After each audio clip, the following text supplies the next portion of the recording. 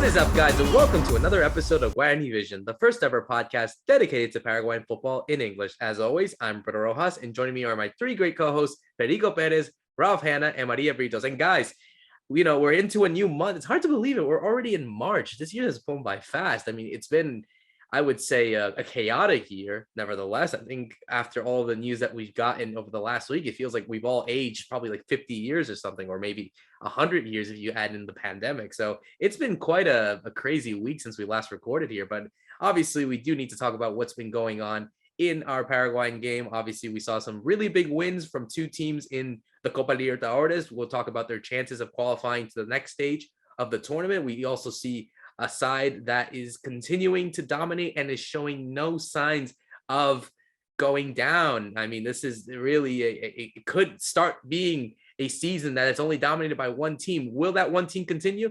I have a Super Classico heading in a couple of weeks as well, so we'll definitely mention that and all the other things that are going on. We saw Paraguayans are playing abroad, getting their league started here in the United States. MLS started a couple of days ago. And obviously, with the women's game, obviously I have to mention them and see what kind of new changes are being made in this 2022. So let's go straight into it. Let's go all the way to the motherland, to someone where, after looking at the images that I saw yesterday, it almost feels like you're coming out of a movie, man. I mean, that dust storm that we saw that postponed the Olimpia America game yesterday.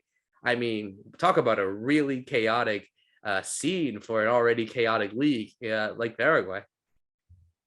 Yeah, weather is crazy all around the world, and Paraguay is no exception. And unfortunately, just like you're saying, Roberto, for these first week, we actually had a couple of matches that were affected by this situation. We had rain on the first week, I remember. There was a couple of games that were affected by that, and now this weird sandstorm right before the rain happening that affected, obviously, the Sol de America Olimpia game that was supposed to end the fourth week of games. Olimpia was going to put a totally alternative team because they have to play Libertadores this week, just as Guarani also does. But it's great to be back. It's good to talk about all the Paraguayan football. We got to talk about what's going on with Olimpia, with Guarani. They got to play their games again this week. I'm actually really happy with the results they got. Guarani in Brazil, Olimpia here in Paraguay, in front of their fans, in front of a lot of fans, actually.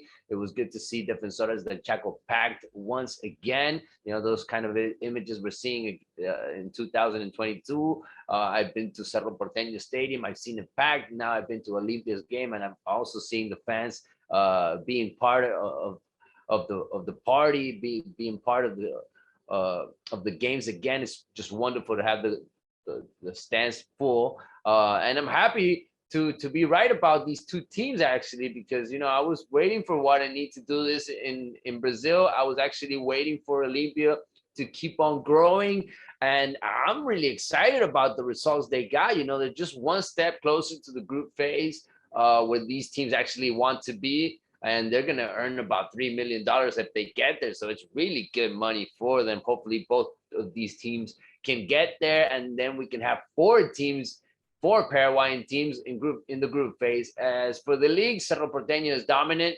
Resistencia just let go of the top, but they're still gonna fight it. They're fighting all the big teams. They just play Guarani, which is actually weird to see Guarani down there because they haven't won a game yet after playing four games so far. They are one of the four teams that haven't won yet. Guarani, Guaireña, Tacuaria, Nacional. These four teams have yet to win. And I was actually really looking forward also to that Sol de America Olimpia match, because Sol de America is the team with the most possession so far, I was looking.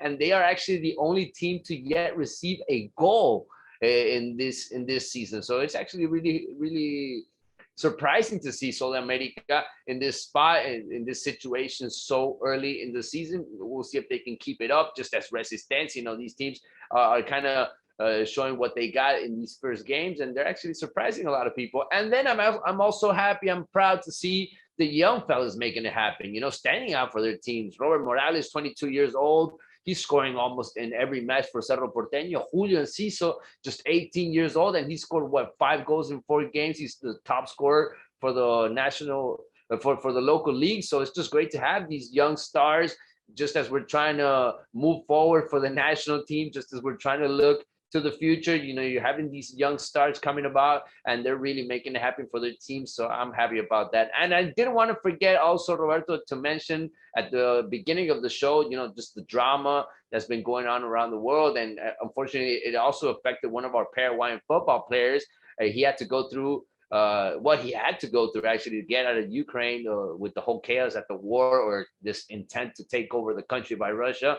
It has taken everyone by surprise. Also, football players that were actually there in the country. Jose Lopez, a Paraguayan, was only 23 years old. He had just gotten there. Actually, he only spent 22 days in the country before having to leave. He hadn't even signed his professional contract yet. He was living in a hotel when he was told he had to leave the country. Thankfully, he's just fine. He's getting to Paraguay in the next couple of days, but unfortunately, he's not going to make true his dream of playing in a European team. He was going to play in the third division in Ukraine, but life has changed there. So it's good to have Jose Lopez healthy here back in Paraguay. At least he was one of the people that was able to get out of there at time, Roberto.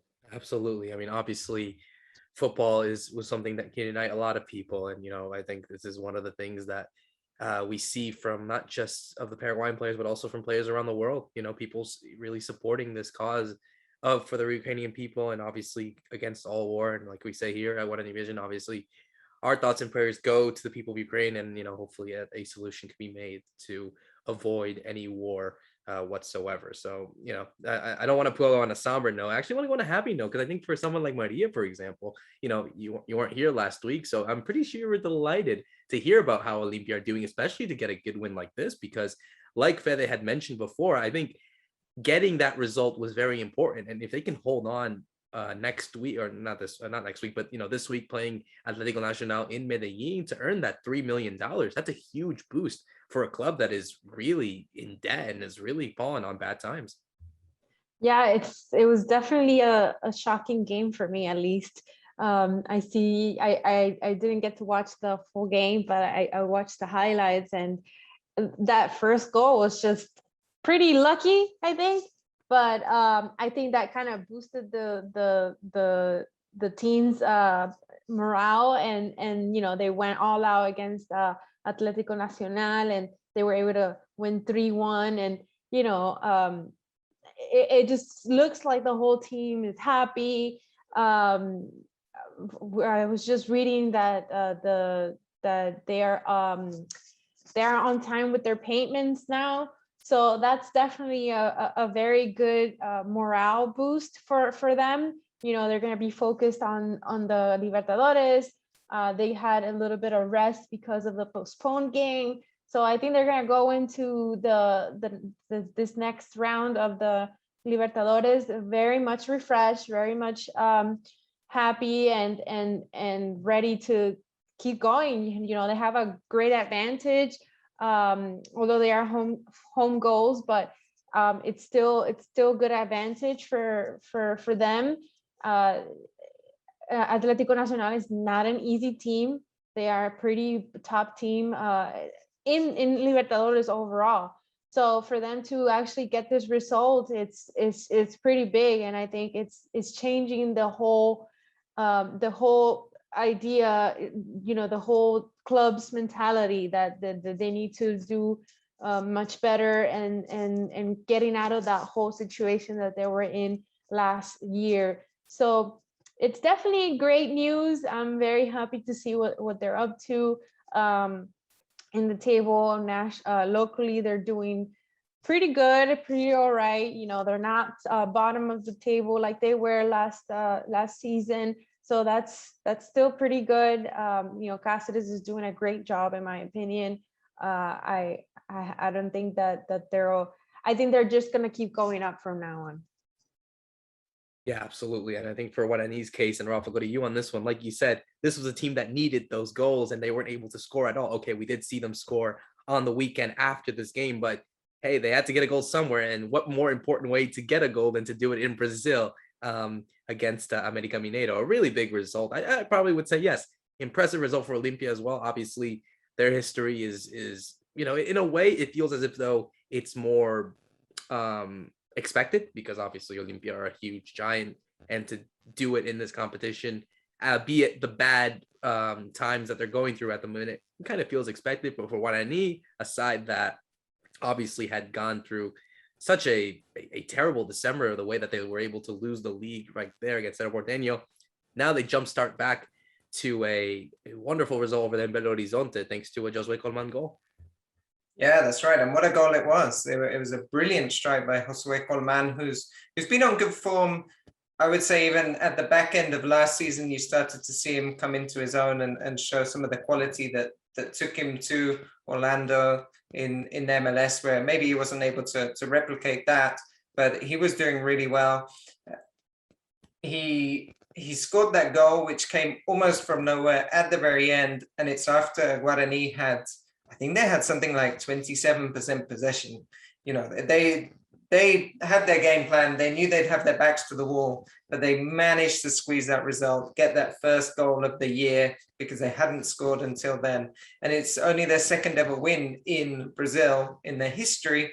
They've been playing Copa Libertadores since 1967, more or less. So think about that. That's a huge result.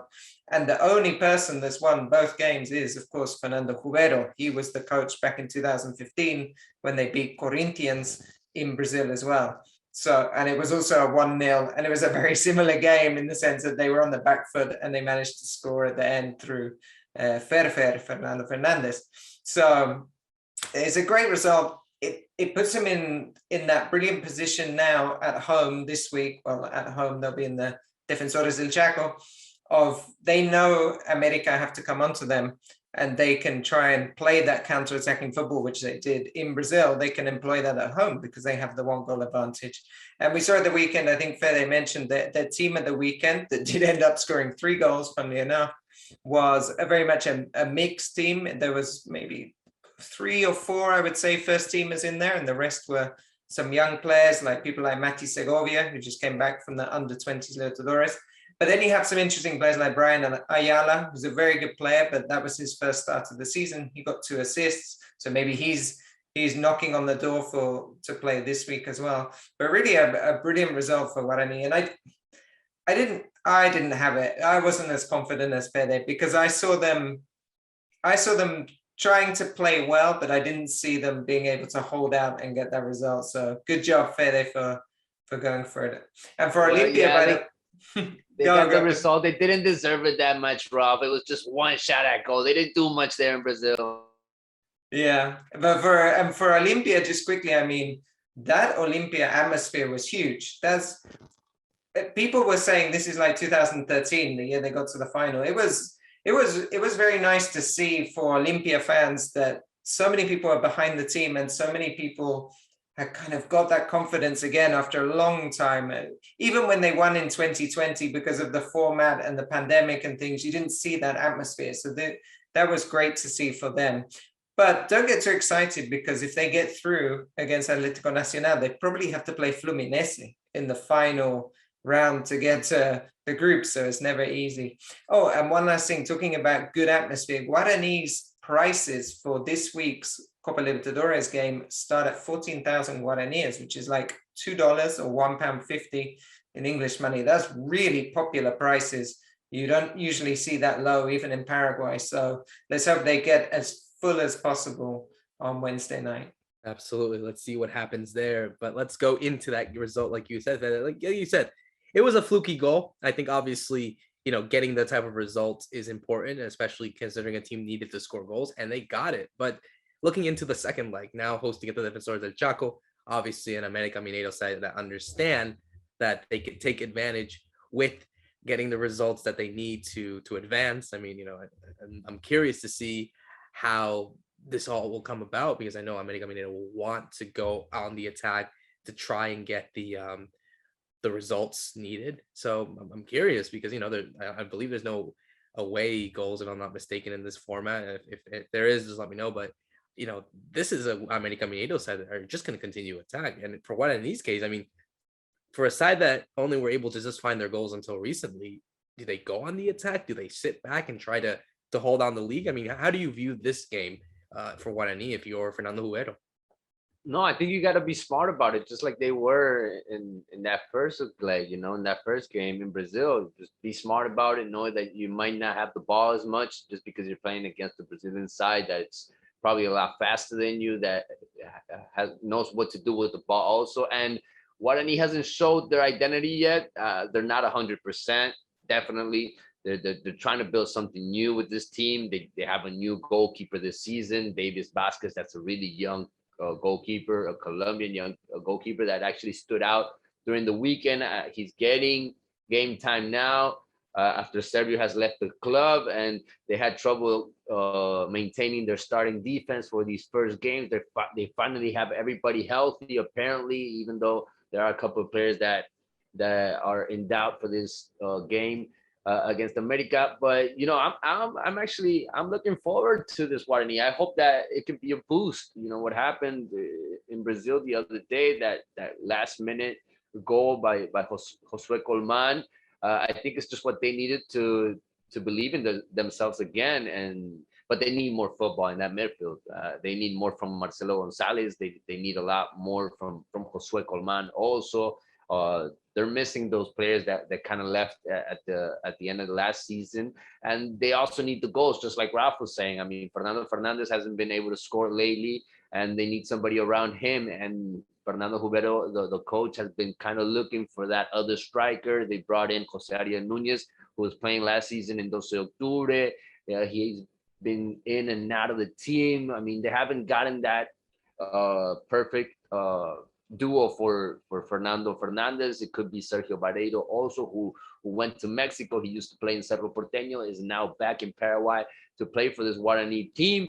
They also have an exciting young player like Matias Segovia, but he's actually not available for these two games because he got sent off in the under-20 Libertadores. So unfortunately, he is banned to play these games unless Guarani moves on from this phase and they get to the next round. Then they can use Matias Segovia, a very exciting young player, one of those players that you got to look out for, not just for this season, but for the future. But, they got to get something done, and hopefully they can get this result. They really need it just to build something around the team and to build confidence. I mean, what you were saying, that disaster December that they had, I mean, it was not easy to get over that for the players, for the club, for the coach and staff.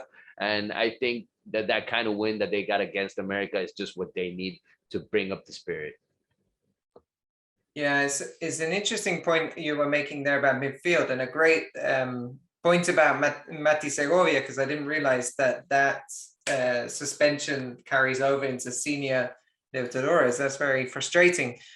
But one thing I was looking at, the team they set up actually it was a lot of attacking players, the team in the first leg. It was Ariel Nunez, like you said, but up front with Fernando Fernandez. And then you have two very attacking players in Josue Colman and Marcelo Gonzalez kind of behind them. And I wonder if what he will do is drop probably Ariel Nunez, bring in Brian Ayala, who had a really good game on the left wing, and then you pack a bit more the midfield. I could see him doing that. Josue Colman can really play like floating behind Fernando Fernandez, and that might be something he tries to do looking at this. And the other interesting thing I saw in that game against America was how Guarani got better as the game went on. In the first half, they didn't have a single shot, like not on target, not a shot. But then in the second half, as America had to push a bit because they felt the pressure of, well, we need to do something here at home, then a few chances opened up in a few spaces. So I think maybe he'll think of, let's set ourselves up a bit more defensively, pack the midfield at the start, and then maybe let go in the second half when they have a chance. That's how I would do it. Let's see how Jubero does it, because remember, Fernando Jubero is a very attacking minded manager. That's his philosophy is very attack minded. So maybe he will feel it's against his morals to go with just one up front, but we'll see. Do you guys, obviously, I want to put a bow on this conversation. Do you guys feel confident that Guarani do the job and qualify to the next round? I think it could end up in penalties, actually. I think it's going to be very hard to keep this America team from scoring on them. I mean, this team had so many shots on that first game. I'm actually surprised they didn't end up scoring there. But I think it's gonna be really tough for Guarani, even more than Olimpia maybe. Even though they're gonna play in Defensores de Chaco, I actually see penalties. It's gonna be tough on this one. Yeah, I think it's going to be tough as well. Rob, what do you think? Yeah, it's going to be hard. I think they can do. I think that advantage is such a big advantage of having one away and playing the second leg at home, regardless of away goals, which doesn't count here. But it's just the fact that you're at home already with the advantage. So I think they'll do it. They'll squeeze through, and then they get or Barcelona or Universitario, probably Barcelona in the next round. So they've actually got, in a way, an easier route than Olimpia in that sense. Maria, do you want to make it 3 for 3 and go for Guarani in this case? Obviously, yes. Okay, there you go. We'll when make it it comes 4. to international tournaments, we have to support our teams. So Well, obviously, I'll make it 4-on-4 and hope that Guarani do indeed qualify. And now that we all say that, we've probably just jinxed them. So let's see what happens there. But let's look at another side who probably have a better chance of qualifying after the great result that they had over there in Asunción. Olimpia getting a 3-1 win against Atlético Nacional. Goals from Silva in the 7th minute and Fernando Cardoso, the young player that was actually in Portugal playing at Boavista and Vizela, is back at Olimpia, 21 years old, current top goal scorer at the Copa Libertadores at the moment as well. Huge result. I mean, Maria, you saw the highlight. It's a big result, and like Fede had mentioned, like Ralph had mentioned, you're looking at a packed crowd. You're starting to see a team that, you know, I think we can understand is not there to fight for the local league. We get that, but I think what they're trying to do is try to regain those finances, and those finances come from playing these games in the Copa Libertadores, from gaining that 3 million if they do qualify.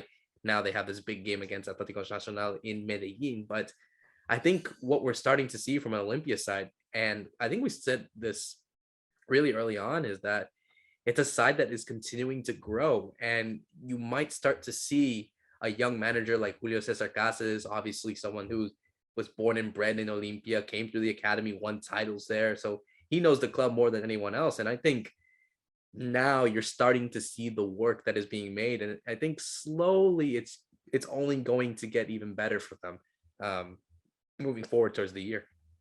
yeah, definitely. It's a work in progress, obviously. So you know, with having a manager that like Cáceres that knows the club from inside out, it definitely helps out, you know, with putting out a better performance, because you know the coach can connect with the players, can make smarter, better decisions, can have a better relationship with the office. So it all has to work in one piece for the team to have good results. And with this also comes, you know, the fans and the hope that the fans have, the, you know, for the fans to support them, to continue being there no matter what. And after seeing the whole stadium packed, you know, in black and white, it was really one of those, like Fede was saying, like one of those great things to see in a long time. So that definitely boosts their morale, like I was saying earlier. And to go into this game in Medellin, which is going to be, you know, in Colombia, away, you know, not an easy, in the altitude, by the way, as well. Exactly, not an easy area to play in. And apparently they're going back for a little revenge. I was reading that they have one of the last times that they had played against Nacional in Medellin was a very important game in 1989, and apparently they lost that game, and it was a very controversial match.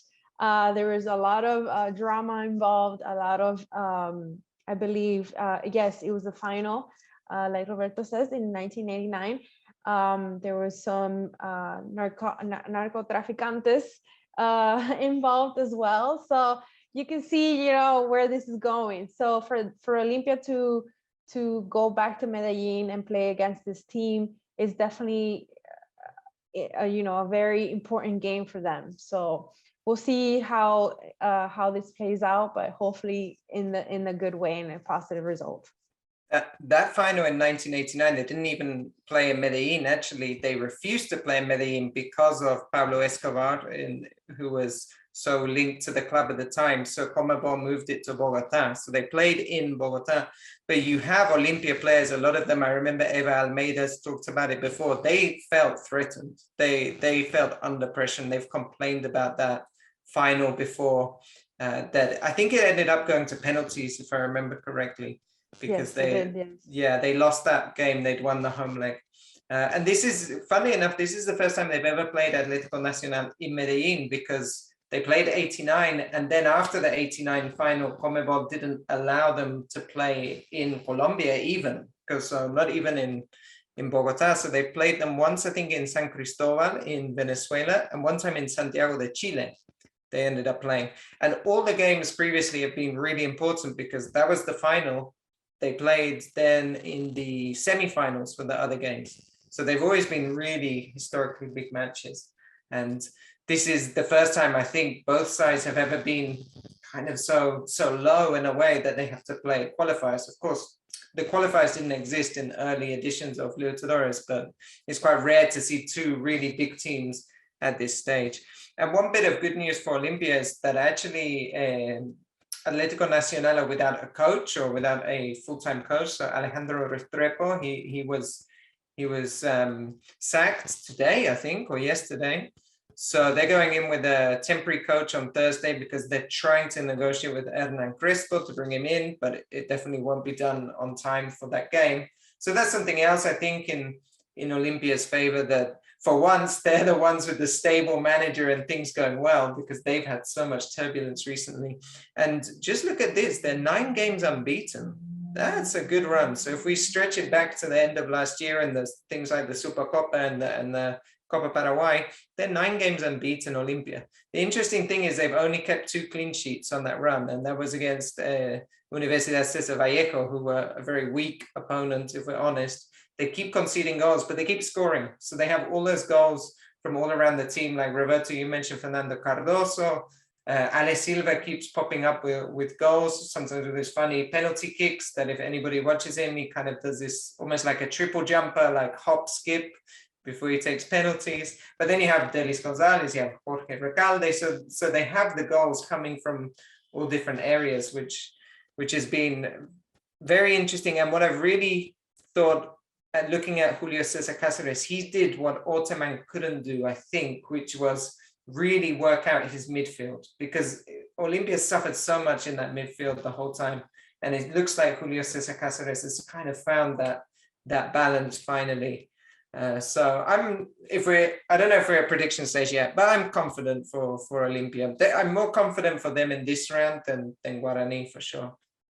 Oh yeah, of course you're confident now after they won 3-1 in the Defensores de Chaco and looking like that in the second half. I mean, they actually suffered a lot of, this Atlético Nacional can handle the ball, and they really have a lot of quality players in that midfield, but they're not going through their best moment right now. Just as Ralph's saying, they sacked their coach. So, in there in that locker room, they're going to have the pressure on them, especially playing on their home ground now. They're pretty much due to, they have to get this win at least against Olimpia, and they have to get 2 goal difference. So it's going to be hard for Atlético Nacional to handle that situation.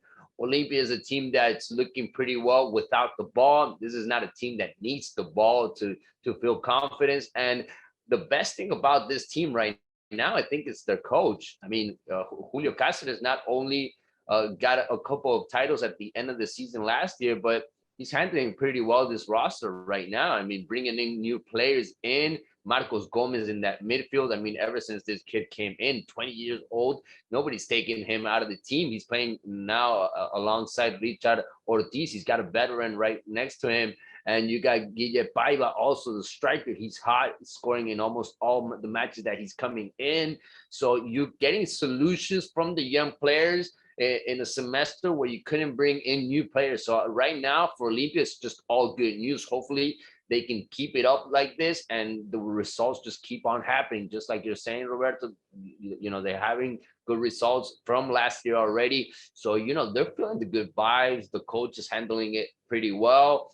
and they're looking really healthy. I mean, I'm looking at some players that last year were having some sort of trouble staying healthy and keeping the rhythm with the rest of their teammates. And right now I'm seeing a team that's really making a difference, that it's ready for this Libertadores. And Olimpia in Libertadores is just a whole other story, Roberto. And everybody here believes in Olimpia when they play Libertadores, and you could feel that atmosphere also in Defensores del Chaco. Even though Atlético Nacional looked like a team that was tough, they got 2 goals right at the end, and golazos, I would say. Even, out of those 3 goals, 2 of them were really good goals. I think Fernando Cardoso's goal was actually the best goal of the week last week in Libertadores. It was chosen the best goal of the week. So, Olympia's doing a couple of good things. And then you have that rivalry that Maria was talking about. It was 3 years in a row, actually, 89, 90, and 91 that they played against each other. One of them was in the final,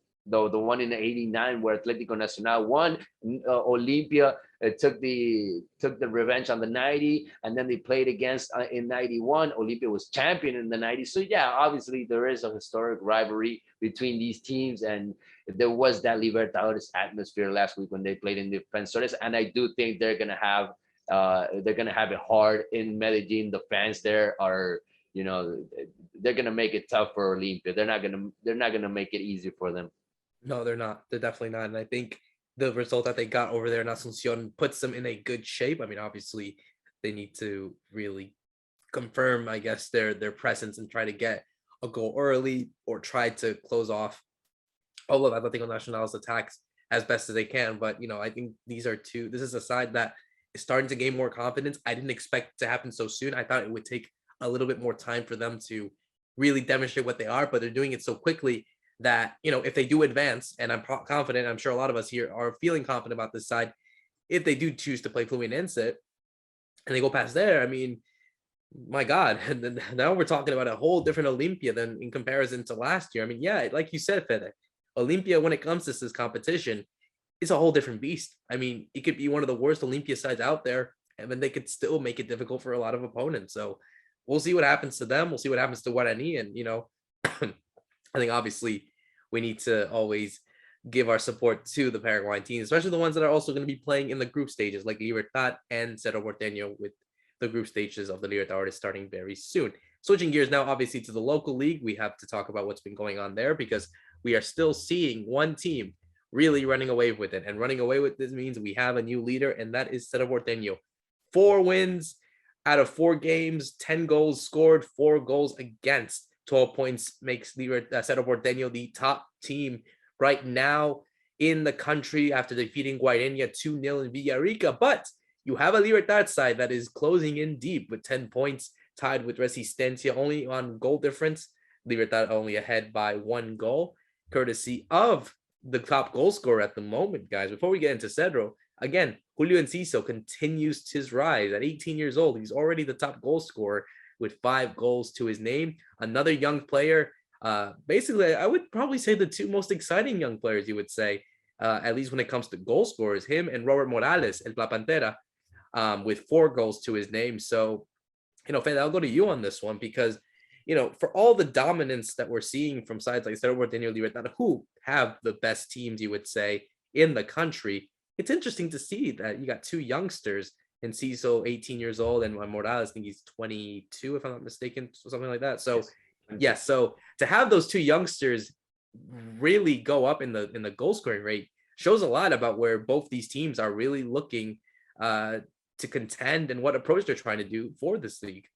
Yeah, especially when you look at what they have around them. I mean, Morales now has Marcelo Moreno Martins, the South American striker, right there sitting, waiting for his spot. He's sitting there at the bench waiting to start in this team. And then you have Alfio Oviedo, who also came back. He's like 26 years old. He's a little bit older than Morales, but he's also high. He came in and he's scoring. You got Sergio Diaz, who is hungry for revenge. He wants to play a lot also. So you got a lot of forwards there. You got a lot of competition. But Robert Morales, now he's getting the starting role, and he's making it happen when a lot of people were thinking that he was only a second half player a player that was only coming in the matches and making a difference at the end of the games. But no, he's really growing.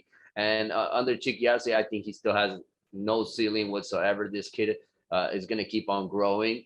And the same thing with Julio and Ciso. I mean, this kid is even younger. He's 18. He has so much ability to take out players on one-on-one, and he's really taking over. And he has a surrounding, a tremendous surrounding also in Libertad. I mean, talk about Roque Santa Cruz experience. Talk about Tacuara Cardoso. They're all taking this kid under their wings, and they're teaching him. They're trying to keep him with his feet on the ground. This kid is getting more famous and by the day, and more attention every single day because of the goals that he's scoring, because of his ability just to make plays. And it's just great to see them really taking over in Cerro Porteño, in Libertad. And hey, maybe they're going to be the stars of this tournament. After 4 weeks, I must say they're the ones that are really standing out.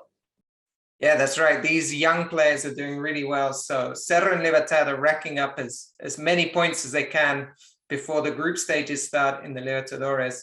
And one thing about Morales that has been so impressive, Fede was saying he was a second half player, substitute player. So he scored 9 goals in his last 12 games, but it's actually a goal every 69 minutes when you break it down, because he was hardly playing last year. Now he has a responsibility of starting, and he's doing the same thing. He's still scoring goals. I thought the second goal, particularly at the weekend against Guarani, was brilliant. It was classic Morales in that his movement is so good. So you see him, he's sort of lurking between the two center backs. He has a side-on position because he's waiting to see where the ball's going to come. As soon as Pico Lucena has the ball in space, he starts the run. And Lucena is so good in his passing range. He finds him perfectly. And he's just accelerated through the two defenders before they know what's happened. It's such a good skill, or it's not even a skill, it's like an instinct that he has to be able to find those spaces. And then the Julio and Ciso goal is very interesting because they couldn't break down Tacuari. Tacuari were doing the typical Tacuari that people remember from 10 years ago, of just being very defensive. They got into like fights, there were lots of fouls. Both teams had a player sent off at that point. They even brought on Tacuara to play with Enciso and Roque. So all three of them were playing together at that moment when he scores. And he has the ball quite far out because they're finding it so hard to get past this low block of Tacuari. So he just goes for it. He goes for it from 25 yards, gets a bit of luck with the deflection and scores. But that shows his confidence. He doesn't score so often from that kind of range. You usually see him running, driving into the box and scoring. So he's just adding more things to his game. And that's really exciting. And like Fede mentioned, it's so important that he has Roque and Oscar Cardoso there to kind of keep his feet on the ground before he gets his big move to Europe, because he will get it at some stage. If not in June, I think by next year he'll be gone. He'll be in Europe. Yeah, absolutely. And Maria, I want to go to you on this one, because I think after the elimination of the Paraguay national team from the World Cup, we need to start looking at those young players, and what better way to see it than what we're getting in the local league from players like Morales and Enciso, who are trying to say, hey, we're the future and no one is going to stop us from taking our spots.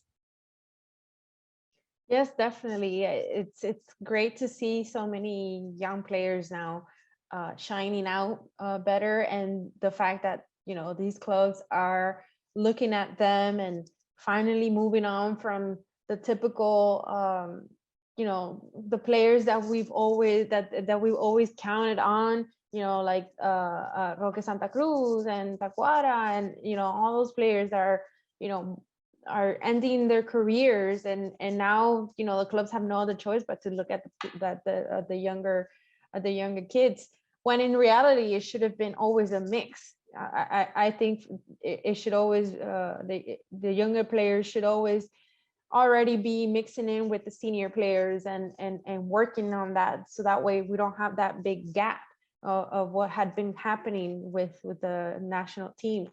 So hopefully, now with this break that they're gonna have, because they're probably not gonna qualify, they can focus more on this situation and really see what we have locally, because also, having abroad players abroad,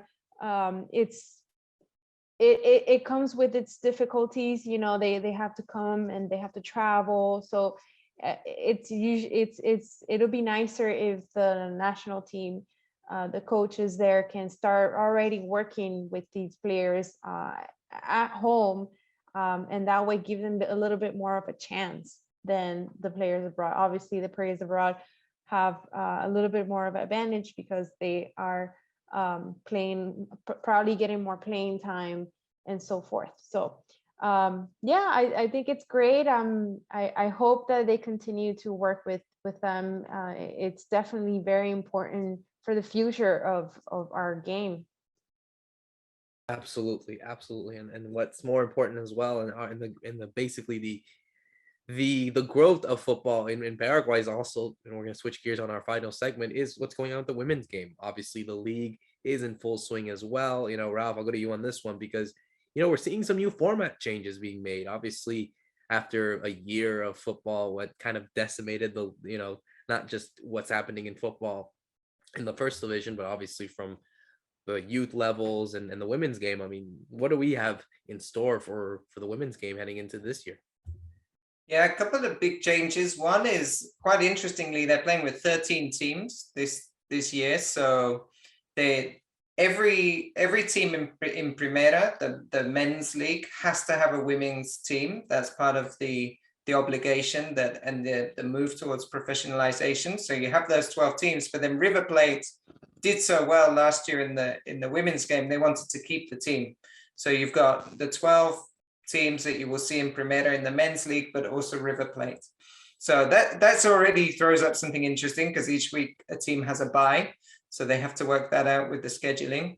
But then what they've done is they've done away with the playoff system. They call it the Liguilla system. So last year, what would happen is the top 4 teams would then go in and play semifinals and a final. But they've done away with that. So it's just whoever's top at the end of the season, or at the end of each short season, because it's the same as the men's, Apertura and Clausura.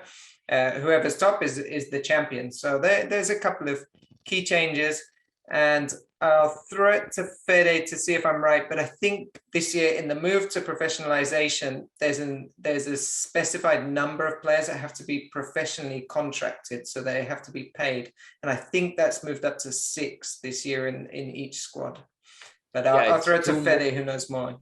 Yeah, it's 2 more every year. So now we're up to 6. Next year it'll be 8, and so forth. And so forward. We're supposed to try to get the whole roster being professional, all the girls. It's important also that the under 18 category also started, because we didn't have this going on last year. And, that's also the future of the women's team. We had a lot of young players, I remember last year, in top division due to that situation of those young girls that are 16, 15, that are maybe not ready to play against the big girls, but just because they didn't have their under 18 division playing, they had to play in the first division. So we had a couple of players like that. Maybe it was good for them, maybe it was bad for them, only time would tell. I'm actually happy to see teams from the countryside, because Guaideña actually brought in really nice players last year. We have General Caballero now from Juan León Mallorquín, from the Alto Paraná region. Hopefully we can get new girls from there also. These teams from there can bring new players to the scene, and the teams that actually came up to the division, like Tacuarí, Resistencia, Ameliano, they had to build totally new teams. So they actually acquired new players, they hired new players. And I was actually looking at the roster that Tacuarí and Resistencia have, and it's pretty decent. They actually took really good players. So I'm looking forward to how these teams are going to start building up. Let's remember, everybody, that last year Cerro Porteño was the dominant one. They ended up playing the Libertadores, the women's Libertadores at the end of the year. They actually had a really good Libertadores. They lost a lot of players, but they maintained their coach. and their base of players. So they're still, I think, the number one favorites to take it. Olimpia brought in a lot of good players, and then you have Libertad, always getting a good team ready. Sol America always brings in good players. Those are the teams always to follow in the women's team, in the women's league. But it's a special year because we got Copa America. The national team is going to play half of the way, half of the year, and so we're going to need all the girls to be scoring. We're going to need the girls to be on their top of their game, because it is going to be an important year also for the national team. That's why we're going to be following the women's game like always, Roberto. Absolutely. And obviously we have the leagues in full swing. We have the national team also going to be competing in that Copa America Femenina in the summer. Well, the summer here, the winter over there in Paraguay. So we'll obviously keep our eyes and ears posted onto what's going on there. And I think this is the best way to close another great episode, guys. Another great episode of Guarani Vision, keeping in the insight of all the Paraguayan teams over there. So I think it's a good way to close it for myself, Roberto Rojas, Fede Perez, Maria Britos, and Ralph Hannah. Thank you so much for listening in. See you soon.